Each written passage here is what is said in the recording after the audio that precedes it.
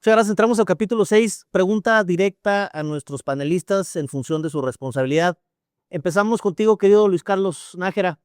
Desde tu experiencia directa en el estado de Jalisco, ¿en qué momento consideras que el estado perdió, el estado llamándolo desde el contexto de la autoridad estatal y del gobierno de la República, en qué momento perdió la iniciativa frente al crecimiento del cartel de Jalisco Nueva Generación? Es un tema complicado. Te puedo decir que hubo amenazas en contra del gobernador para que bajara las manos en el combate al crimen organizado. Y lo que más triste es que muchas veces los funcionarios creen que los delincuentes tienen palabra de honor. Creen que si los dejan de perseguir y le dejan esa labor a otra persona, como es el ejército, la marina o otro, otra entidad, pues las cosas van a funcionar en los estados, ¿no? Entonces, si tú bajas las manos ante el crimen organizado, ya perdiste, ya perdiste el control de tu estado y ya te rendiste ante la delincuencia. Y yo creo que la muerte del gobernador Sandoval y la falta de investigación de su homicidio, pues fue un claro mensaje para los siguientes, ¿no? Si tú te metes con nosotros, ya sabes cuál es el camino. Muchas gracias. Guillermo Valdés, desde tu experiencia en las áreas de inteligencia del Estado mexicano, ¿consideras que el problema ha sido la falta de capacidad del Estado mexicano para poder tener información o ha sido una falta de decisiones políticas articuladas y valientes para poder actuar con esa información valiosa de las áreas finas de este país? Mira, yo creo que la capacidad del Estado de generar inteligencia ha crecido mucho en los últimos años. Yo creo que todavía puede crecer mucho más. O sea, tiene fallas y hay que... pero el problema, como tú dices, yo creo que es más de capacidades de instrumentar y de poner en práctica.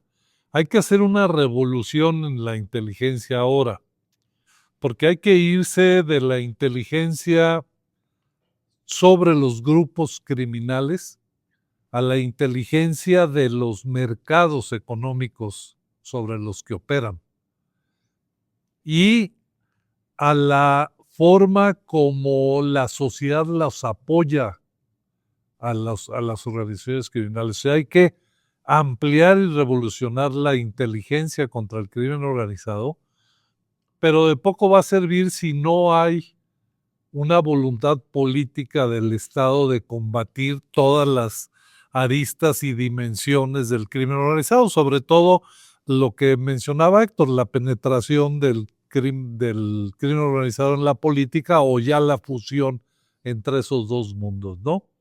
Y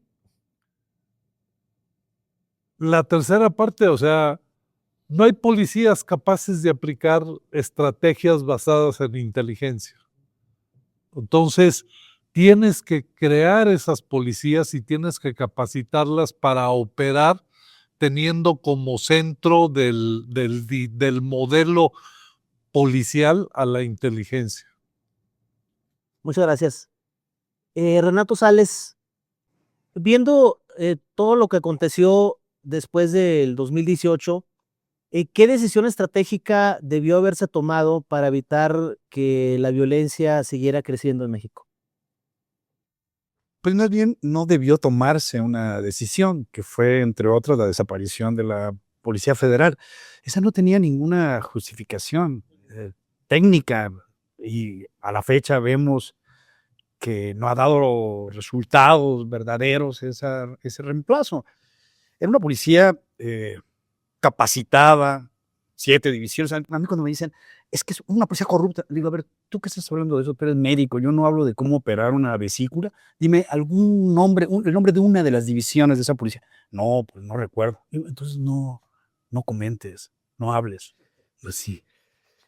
Yo creo que fue un gravísimo error, entre otros, ¿no? Entre otros muchos. Pero ese es esencial porque es dejar de apostar por la civilidad en el enfrentamiento al crimen. Y lo decía muy claramente la Constitución. O sea, las corporaciones de seguridad serán civiles, incluso la Guardia Nacional. Fue uno de los motivos por los cuales desapareció a la Suprema Corte de Justicia, porque el expresidente López Obrador, cuyo desprecio por la ley ha quedado manifiesto, decía, no me vengan con que la ley es la ley, ¿no? Y a los ministros decía, no me vengan con que el derecho es del derecho.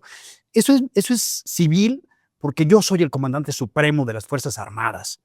Ajá, y entonces el ejército es civil y la armada es civil también.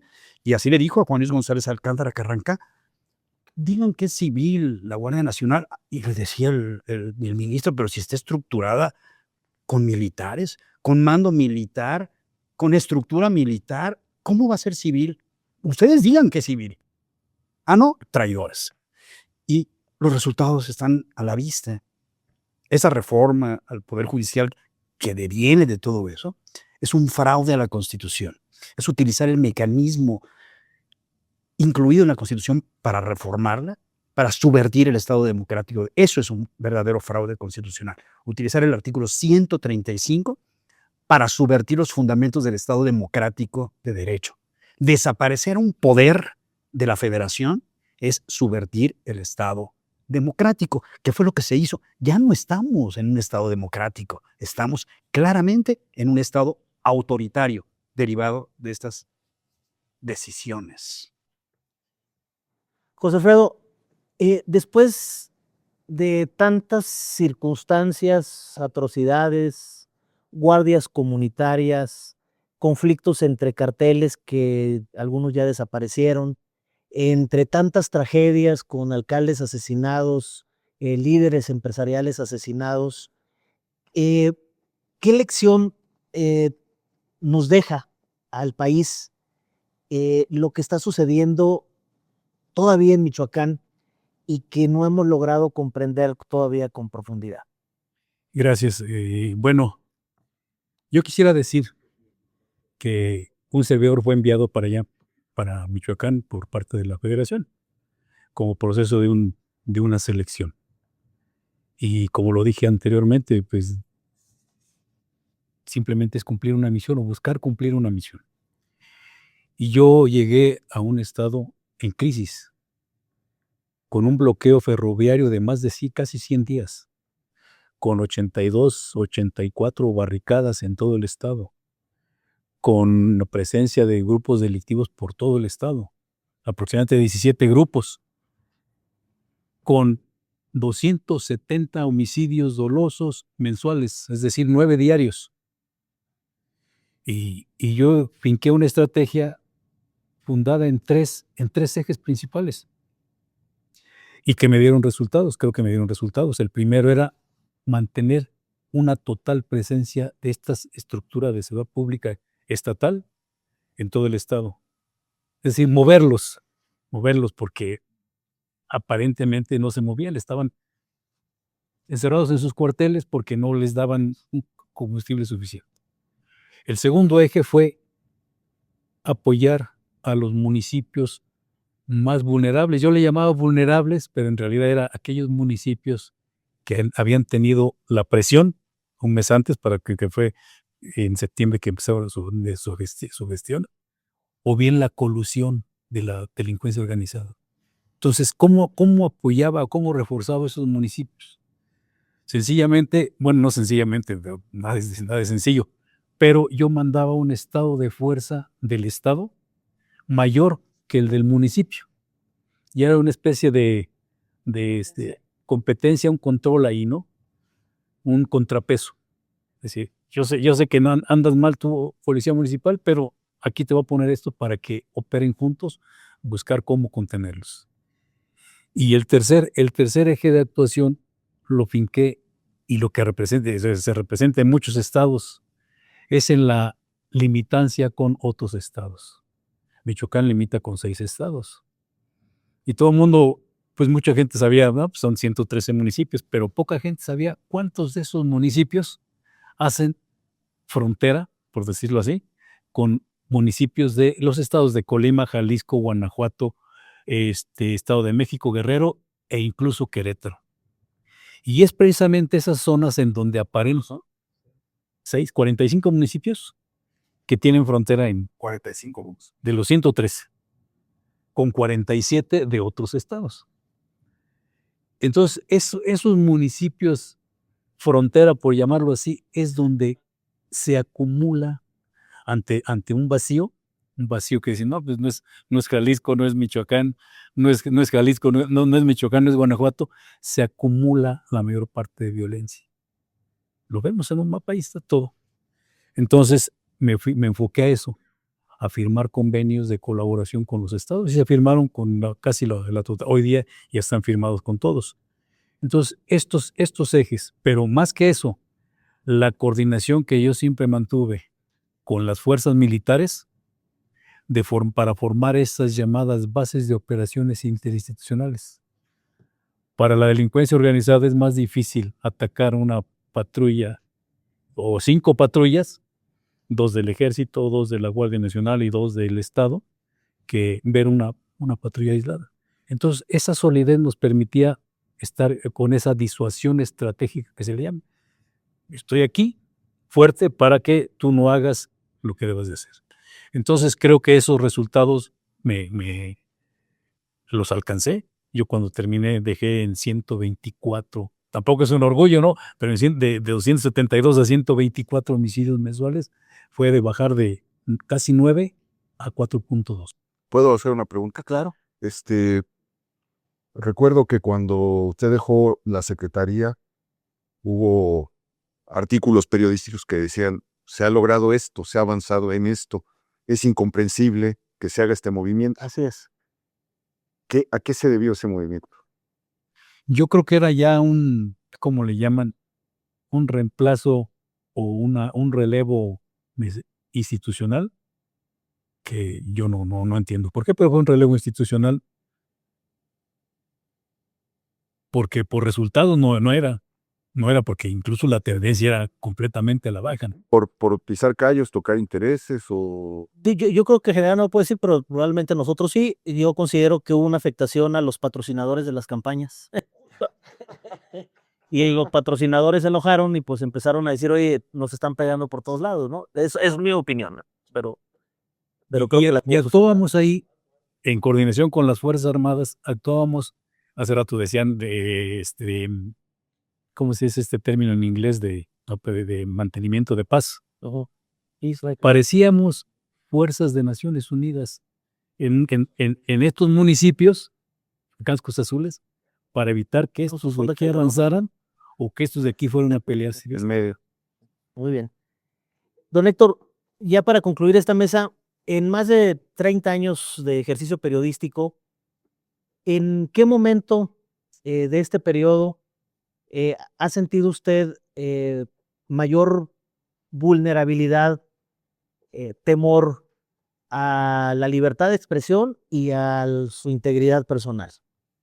En este momento en México están abiertos procesos contra periodistas y medios en 17 estados del país. Es histórico, es inédito. Nunca ha habido un número tan alto de periodistas demandados en juicios, que están llevando juicios por cosas tan absurdas como acusar de violencia política en razón de género, por señalar a los nexos criminales o familiares de un funcionario con otro implicado en documentos de inteligencia del ejército, por ejemplo. Creo que como lo señalaba un poquito en un bloque anterior, vivimos un periodo de acoso y de asedio con López Obrador, de desprestigio y desautorización. Bajo el asedio de redes sociales, a veces aparecer en una mañanera significaba tener 3 días de bombardeo, de caminar bajo las piedras a lo largo de 3 días. Pero con el cambio de sexenio vino otra cosa, que es la intolerancia total, ¿no? Ir desmontando, ir desarticulando, ir callando, la complacencia de muchos medios que se han plegado de una manera indigna, escandalosa. Uno ve las cosas que se publican a veces y dice, ¿cómo es posible? ¿En qué está pensando esta persona que se atreve a poner su nombre en medio de esto? Porque eso, lo único que un periodista tiene es su nombre. Es lo único que tiene que cuidar. Porque lo que publicas en la prensa queda para siempre. Ahí está escrito. Entonces, pues cada cosa cada acto de cortesanía, de sometimiento, de abyección, que hemos visto cosas que yo no había visto ni en los peores tiempos del PRI, esa manera de adular que se puso en práctica con López Obrador y que algunos que practican el periodismo de tapete siguen ejerciendo a la fecha, me resulta incomprensible. Y a la vista de un asedio contra la prensa, que no solamente ya se da contra periodistas que aparecen en la tele o en el radio. No, quiero decir, es al revés. Cuando aparecen en la tele o en el radio, ya es nada más la expresión, es la punta del iceberg visible de un fenómeno que está abajo, invisible y que es verdaderamente aterrador. Hay zonas silenciadas de México. No sabemos qué está pasando en esos lugares, porque el periodismo ya cayó, porque los periodistas se desplazaron, porque las redacciones han sido acribilladas. Lo que viven periodistas que están en las ciudades en llamas, que están en la frontera o en los puertos donde se están peleando los grupos en esas zonas, están viviendo situaciones completamente inéditas en México. El problema es que ahora están los focos por todos lados y el problema es que ahora no nos enteramos porque desde la presidencia de la República se está operando con visitas semanales a las estaciones de radio, con los directivos de medios, señalando, ya publicaron esto, ya se refirieron 4 veces a esto, jerarquizaron las notas de este modo. Es la queja general en las redacciones. La presión que viene de la presidencia, hay nombres específicos de gente que se dedica precisamente a llevar los mensajes y hacer la presión, y desgraciadamente eso ha hecho que muchos medios doblen las manos, que muchas plumas hayan sido expulsadas, muchas voces silenciadas y que cada vez tengamos una prensa más complaciente. La libre expresión y el ejercicio del periodismo es uno de los elementos fundamentales para que la seguridad y la paz sean una realidad en cualquier región del mundo. Involuntariamente le entré al bullying de la Policía Federal, mi querido José Luis. Tras la desaparición de la Policía Federal, ¿México perdió una herramienta estratégica o ganó un nuevo modelo con la Guardia Nacional?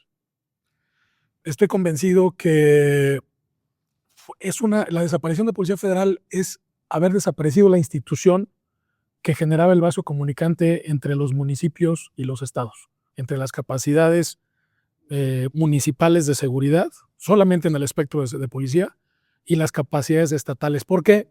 Porque la Policía Federal pues era, además de gratuita, había un proceso de gratuidad, ¿no? La participación de Ejército, Marina, demanda, lo que tuve oportunidad de ser secretario en Coahuila y jefe de la Policía Ministerial en el Estado de México, pues de repente el convocar a las Fuerzas Armadas requiere un margen de presupuestación independiente.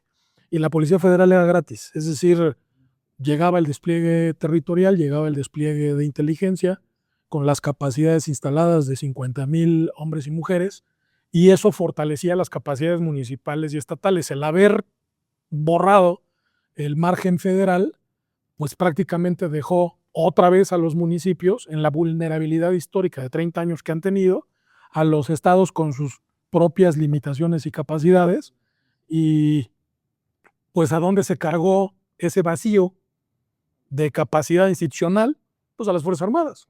Entonces, pues oigan, por cierto, pues ahora tienen que les toca también, ¿no? Meterse a este tema. Carreteras. Sí, les toca también carreteras, ¿no? Además de repartir gas, les toca también carreteras. Entonces son 7 años donde me parece que la maquinaria institucional del ejército ha sido sobrecargada, es decir, el motor ha estado en un calentamiento terrible y generando el desgaste natural de lo que son las propias capacidades de recursos humanos, de recursos financieros, de recursos humanos y de prestigio. O sea, los han expuesto innecesariamente por la desaparición de un cuerpo intermedio como era la Policía Federal, ¿no? Formidable. Terminamos con este penúltimo capítulo y los invitamos a que nos acompañen al séptimo y último capítulo, la seguridad rumbo al Mundial 2026.